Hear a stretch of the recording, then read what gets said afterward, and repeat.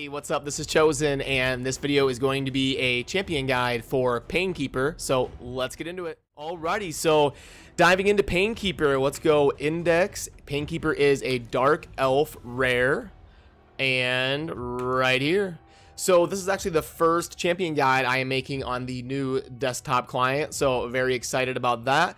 And as always, I will have a link to one of these little infographic images down in the video description that kind of goes over everything, shows my current masteries. And for this video, I actually added faction wars into the grading system. So for campaign, we've got C-. Painkeeper isn't really used as a campaign farmer, but she could help you in your quest to 3-starring the campaign. She is void, so she'll never be weak, and she provides a little bit of heals and cooldown reduction, so could be used in that way, but not really a campaign farmer. Clan boss D+, really the only thing she's gonna bring is some heals, which is okay, which is why she doesn't get an F, and then the cooldowns can be handy, but she's certainly not really relevant anywhere past like the early to very beginning of the mid game in terms of the clan boss. Arena C-. She's pretty awful on arena offense. She can be okay on arena defense, but arena defense isn't near as important as arena offense, so she gets a C- there.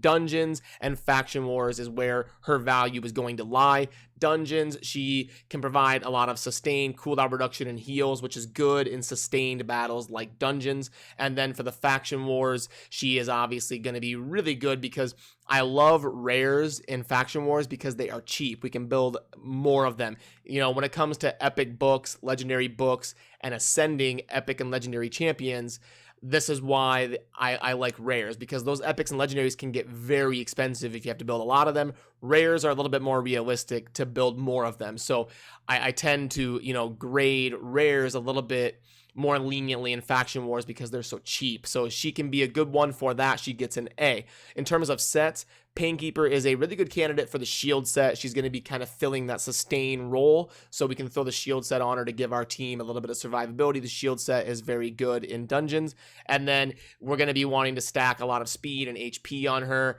and then defense and attack can be helpful. I'll go over the masteries a little bit more in depth as I pull up my Painkeeper, but let's go ahead and go over her abilities here.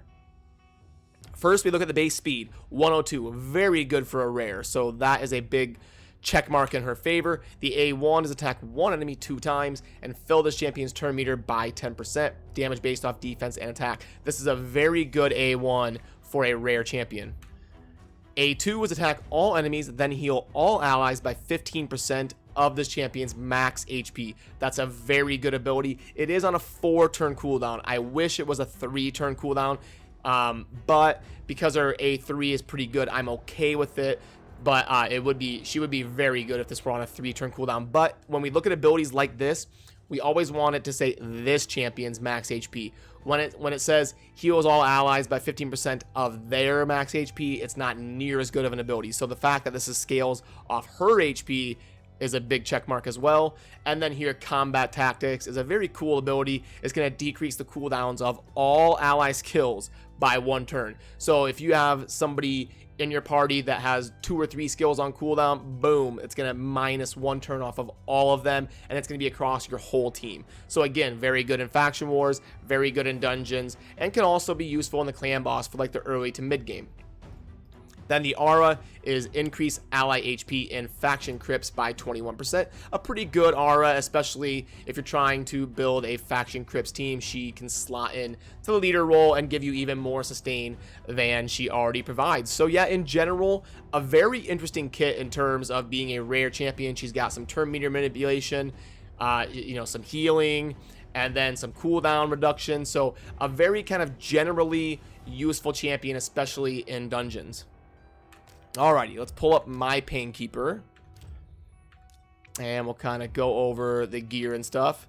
Now, my Painkeeper is mostly slotting into a faction wars role for me. I've got, you know, most of my end game farming slots already accounted for, so Painkeeper isn't really in any of my, you know, rosters, but she is definitely in my Dark Elves Faction Wars team, so that's very handy. So that's why her gear isn't like godly. This is, you know, Faction Wars gear, so it's kind of like your secondary gear.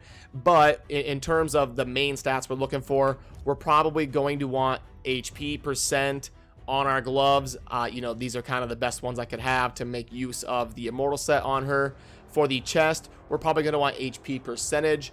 And then for the boots, we're usually going to want speed. If it's not speed, you're going to want HP percent, because remember, we want her HP to be as high as possible so that her heal is getting as much value as possible.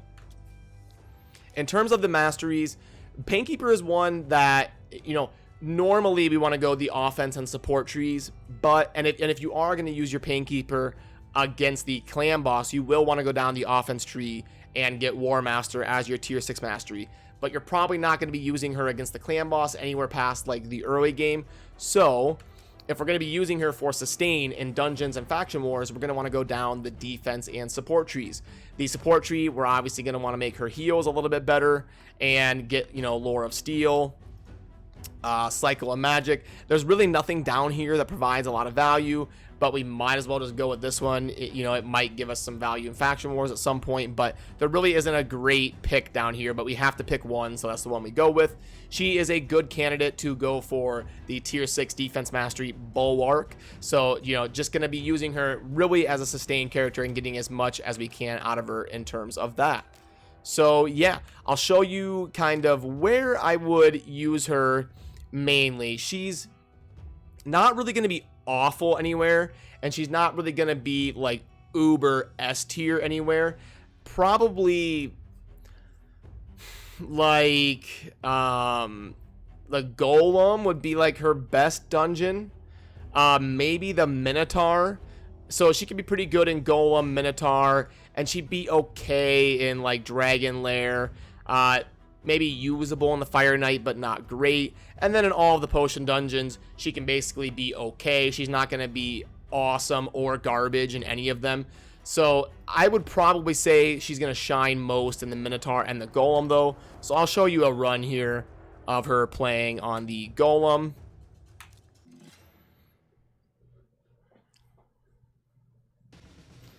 Alrighty, so we can see Painkeeper there on the top left position.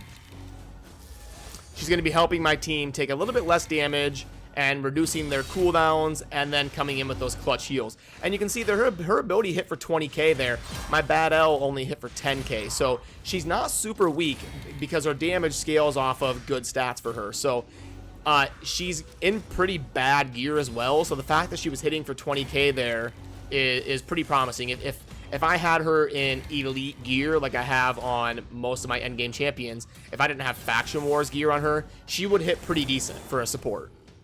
I also don't have any offensive masteries, so she really hits decently hard here, all things considered.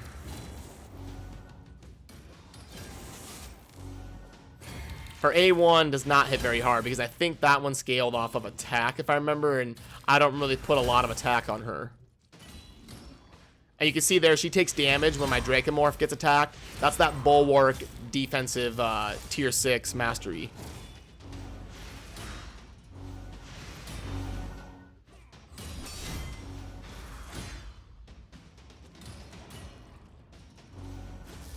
I actually have motion blur off. I'm still kind of getting used to this desktop client.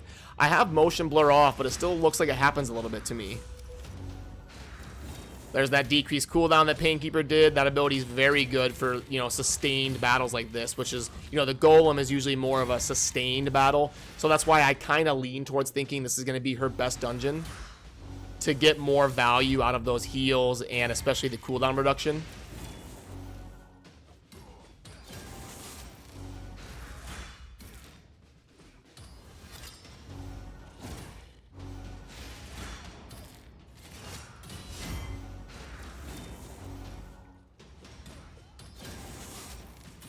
So yeah, and one thing I did want to talk about now that I remember is probably a month or two ago, I think it was actually closer to 2 or 3, but anyway, a couple months ago, they actually nerfed Painkeeper. She used to be like a god tier rare, and they nerfed her, and then you know how that is. People sometimes overreact and think, oh, you know, well, now she's garbage. Painkeeper's definitely not garbage. She's still one of the best rares. She's just not godly.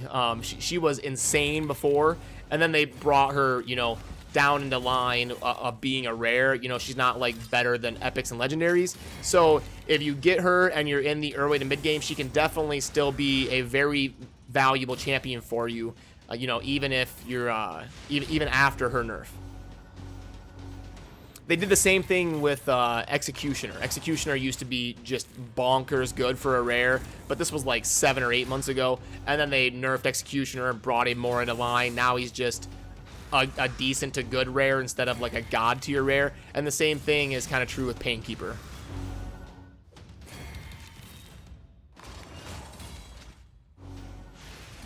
So yeah, this is level 18 of a dungeon.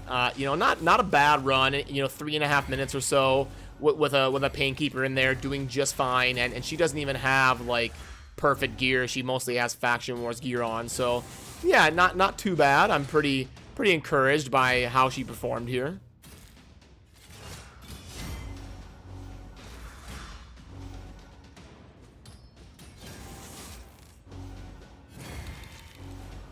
Yeah, they both cast Malice instead of just attacking and killing him. All right, and there we have it. Oh, we got a 6-star out of a level 18. Here we go. Oh, so close.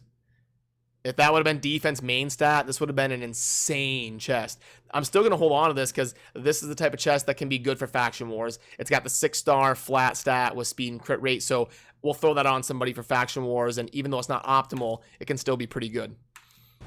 All right, so there we have it. That's going to kind of do it for this, you know, champion guide on Painkeeper. So if you have any input on using her, or you know, definitely let me know what you think down in the comments. I always enjoy hearing your input, and as always, thank you for watching. Have a good rest of your day. Peace.